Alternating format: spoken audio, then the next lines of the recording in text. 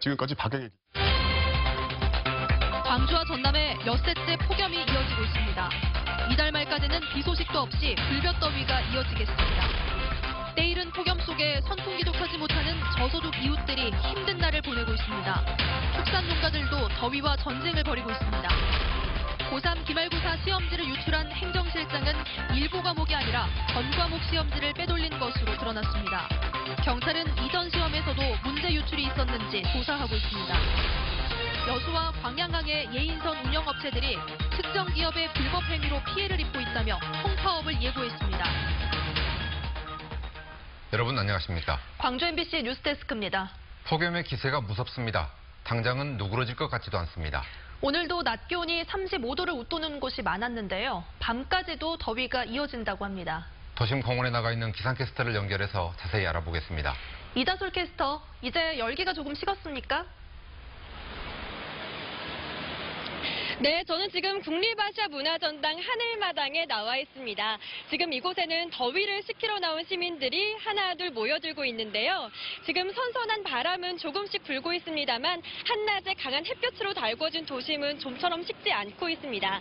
이 시각 현재 광주의 기온이 30도로 35도를 기록했던 한낮보다는 조금 떨어졌지만 여전히 더운 감은 남아 있습니다. 오늘 밤사이에도 최저 기온이 23도 안팎을 보이며 덥겠습니다. 광주와 전남 지역의 폭염특보는 벌써 엿새째 발효 중인데요. 광주와 나주, 화순 등 11개 시군에는 폭염경보가 내려져 있고 그 밖의 지역엔 폭염주의보가 발효 중입니다. 삼복 더위가 시작되는 초복인 내일도 광주의 낮 최고 기온이 36도까지 오르겠습니다. 이쯤 되니 비 소식이 그립기도 한데요. 당분간 비는 내리지 않고 이달 말까지 불볕더위가 이어질 전망이고요. 열대야가 있는 날이 많겠습니다. 온열 질환 발생 위험이 매우 높습니다. 되도록 낮에는 야외 활동 자제하고 식중독도 조심하셔야겠습니다. 불쾌지수와 자외선 지수도 높으니까요. 생활기상 정보를 꼭 확인하시면서 건강관리 잘 하시기 바랍니다. 지금까지 하늘마당에서 MBC 뉴스 이다솔입니다. 폭염 때문에 힘든 건 매 한 가지겠습니다만 체온 조절 능력이 떨어지는 어르신들의 경우는 아마 더 힘드실 겁니다. 하물며 빈곤층 노인들은 말할 것도 없겠죠. 송정근 기자가 이들을 만났습니다. 사람 한 명이 겨우 누울 수 있는 좁디 좁은 쪽방에서 73살 이옥희 할머니가 땀을 연신 훔쳐가며 괴로운 시간을 보내고 있습니다. 시원한 노인정으로 가면 좋으련만 아픈 몸 때문에 가는 곳도 여의치 않아 혼자 폭염을 견뎌내고 있습니다. 아직 이런 더위를 한 달 넘게 더 참아야 한다는 사실이 지옥 같습니다. 밤을 못 자겠더라고. 그리고 뜬 눈으로 세웠단 게. 도저히 못 잤어. 더웠어. 옷에도 뭐고 아주 다리고 물이 출출출 해버려. 폐지 줍는 80살 곤모 할아버지는 35도가 넘는 땡볕에도 불구하고 또 일을 나섰습니다. 이거라도 하지 않으면 당장 먹을 거리가 막막하기 때문인데 어찌할 수 없는 날씨가 원망스러울 따름입니다. 아예 차라리 춥게나까 춥게 추우면 옷이라도 좀 더럽게 우리는 더워를 못 이기니까. 게다가 올해 더위는 예년에 비해서도 정도가 심합니다. 지금까지 광주 전남에선 70명의 온열 질환자가 발생했는데 전남은 지난해보다 30%나 더 많습니다. 문제는 홀로 사는 노인과 땡볕에서 일을 해야 하는 노인들이 특히 더 취약하다는 겁니다. 나이 드신 분들은 체온 조절 중추의 기능 자체가 떨어진다고 보시면 됩니다. 이 체온 조절 중추는 여러 가지 신체 장기들과 협력해서 일을 하게 되는데 모든 기능들이 나이가 들수록 떨어지지 않습니까? 이제 막 시작된 무더위는 적어도 한 달 이상 지속될 것으로 보입니다. 저소득 노인들은 올해도 더위에 맞서 출구 없는 전쟁을 벌여야 합니다. MBC 뉴스 송정근입니다. 축산 농가에도 비상이 걸렸습니다. 벌써부터 여기저기서 가축이 떼죽음하는 피해가 잇따르고 있습니다. 박용훈 기자입니다. 8만 마리의 닭을 키우고 있는 농가. 농장 안 온도가 30도로 치솟는 오전 10시부터 통풍시설의 선풍기까지 온도 낮추기에 분주합니다. 더위에 지친 닭들은 연신 목을 축이고 있습니다. 스프링클러 시설을 채 갖추지 못한 인근 소사육 농가는 지하수를 끌어올려 축사 지붕과 바닥에 물을 뿌려보지만 치솟는 열기를 당해내기엔 역부족입니다. 아니 말도 못하죠. 지금 하루에 그냥 아침 10시부터 7시까지 다 뿌려야 돼요. 예, 그래도 금방금방 날려버리고 소들이 한쪽으로만 몰려가지고 워낙 더우니까 지금 아주 엄두를 못 내고 있어요. 한우 경매 시장을 찾은 축산 농민들은 축협이 내놓은 수박으로 갈증을 달래고 있습니다. 홀로 사는 노인과 장애인 등 건강관리가 필요한 주민들의 일상은 시군마다 꾸려진 폭염 대응팀이 수시로 점검하고 있습니다. 2시에서 5시 사이에는 외출하지 말라고. 쓰러지면 큰일 나니까. 그리고 중간중간에 물을 자주 드시고. 너무 많이 먹고. 올여름은 특히 평년 폭염 일수를 크게 웃도는 무더위가 이어질 것으로 예보돼 축산 농가와 주민들의 걱정도 커지고 있습니다. MBC 뉴스 박영훈입니다.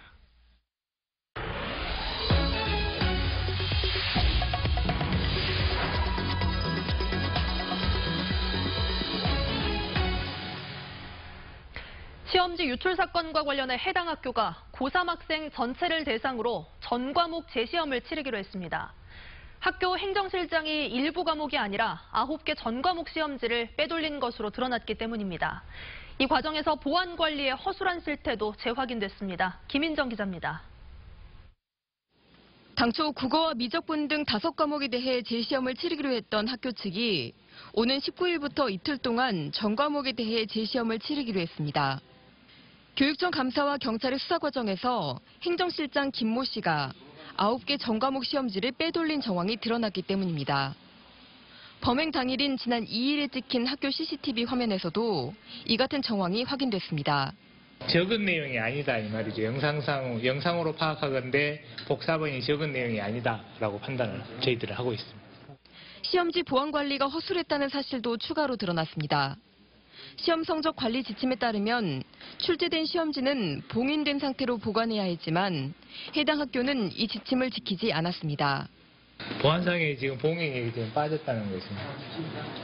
시험지 유출 사실이 알려지면서 교원단체들은 일제히 성명을 내고 비리 관련자들에 대한 엄벌과 해당 학교에 대한 종합감사를 촉구했습니다. 교육희망 네트워크도 사립고등학교에서만 이런 일이 잇따라 발생하고 있다며 사학의 공공성 강화를 위한 특단의 대책을 교육청에 요구했습니다. 한편 광주시 교육청은 전체 일반계 고교를 상대로 시험 문제 출제부터 성적 처리까지 평가 과정 전반에 대한 실태 점검에 들어갔습니다. MBC 뉴스 김인정입니다.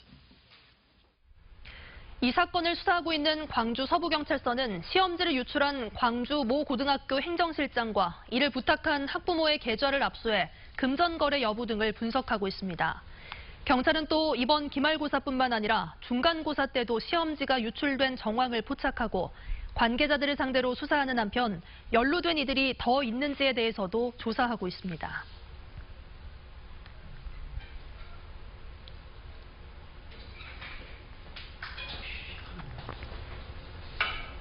중대형 선박들이 부두에 접안하거나 출항할 때는 예인선의 도움을 받는데요. 이 예인선을 운영하는 업체들이 외국 기업과 여수산단 대기업 때문에 피해를 입고 있다며 전면 파업을 예고했습니다. 문영철 기자가 보도합니다. 여수 광양항에서 예인 선박을 운영하는 업체 관계자들이 한자리에 모였습니다. 해석장은 학생하라! 학생하라! 학생하라! 예! 항만 당국이 한 외국계 회사의 불법 행위를 눈감아주고 있다며 항의하는 겁니다. 보통 선사들은 해운 대리점을 통해 예인선을 배정받는데 등록도 하지 않은 외국계 회사가 사실상 해운 대리점 역할을 하면서 특정 예선업체에 우선권을 주고 있다는 것이 노조 측의 주장입니다. 해운법을 관리하는 해양수산청은 아무런 조치도 하지 않고 영세 예선업자들을 벼랑길로 떠밀고 있습니다. 노조 측은 또 여수산단 입주업체인 GS칼텍스가 한 예선업체를 사실상 소유하면서 일감을 몰아주고 있는 것으로 보고 있습니다. 현행법상 원유 등의 화주나 화주와 집에 특수관계에 있는 경우에는 예선 사업을 할 수 없습니다. GS칼텍스에서 퇴임한 오비들, 중역들이 돌아가면서 대표이사로 내려와 있고 GS칼텍스 부두를 벗어나서는 일을 하지 않고 있습니다. 이에 대해 GS칼텍스 측은 예선업체를 선정하는 데 관여하지 않았고 해당 업체와는 아무런 관계도 없다고 밝혔습니다. 하지만 노조 측은 해수청과 해경에서 이 같은 문제들을 계속해서 방치해 예선업체와 해운 대리점의 경영난이 가중되고 있다며 총파업을 예고했습니다. 이에 따라 향후 물류 운송에 차질이 빚어질 가능성도 적지 않습니다. 한편 해양경찰청 광역수사대는 여수의 수사관을 파견해 논란이 된 외국계 회사의 법 위반 여부와 함께 예인업체의 불법 리베이트 의혹 등에 대해 수사를 벌이고 있는 것으로 알려졌습니다. MBC 뉴스 문형철입니다. 네, 조금 전 뉴스 진행 도중 화면이 고르지 못한 점 사과드립니다. 다음 소식입니다. 사람 중심 미래교통 시민 모임이 광주 도시철도 2호선 공론화 방식으로 시민 참여형 수기조사 방식을 광주시에 공식 제안했습니다. 이 방식은 나이와 성별, 번역별로 시민 250여 명을 무작위로 추출한 뒤 이들에게 정보를 충분히 제공하고 토론 등의 수기 과정을 거쳐 권고안을 내도록 하는 방식인데 기간은 5달, 비용은 5억에서 7억 원이 들 것으로 예상됩니다. 광주시는 시민의 대표성을 살릴 방안과 결정의 신속성 등을 두루 감안해 이른 시일 안에 입장을 내놓을 방침입니다. 전임 시장이 없앴던 관사를 부활시켜 논란을 빚어온 이용섭 광주시장이 관사를 사용하지 않겠다고 밝혔습니다. 이 시장은 입장문을 통해 관사는 업무 공간으로 낭비적인 요소를 없애고 투명하게 사용하면 된다고 생각했지만 규정의 옳고 그름을 떠나 시민이 원하는 길이 아니라면 가지 않겠다고 설명했습니다. 이 시장은 취임 뒤 관사에 입주해 일주일간 사용해왔고 앞으로 이 관사를 자신의 명의로 다시 계약해 전세나 월세로 이용하는 방안을 검토 중인 것으로 알려졌습니다. 내년도 최저임금이 인상되면서 광주시의 생활임금 역시 9,000원 선을 넘어설 것으로 보입니다. 광주시는 오는 9월 초에 생활임금위원회를 열어 이 같은 내용을 최종 결정한 뒤 내년부터 적용할 예정입니다. 올해 광주시의 생활임금은 8,840원이고 광주시와 출자 출연기관, 민간 위탁기관 직접 고용 근로자들에게 적용되고 있습니다. 지난 5일 수업 도중 유치원에 돌진한 승용차 사고의 원인이 운전자 실수 쪽으로 결론날 가능성이 커졌습니다. 광주 광산경찰서는 차량 운행 기록 장치를 분석한 결과 차량 브레이크와 가속 장치에는 이상이 없는 것으로 나타났다며 운전자 47살 이모 씨가 사고 직전 가속 페달을 잘못 밟은 것으로 보고 운전자 과실 여부를 수사하고 있습니다. 지난 5일 아침 9시 30분쯤 광주시 월계동의 한 초등학교 병설 유치원에 이 씨의 승용차가 돌진해 어린이 5명이 다쳤습니다.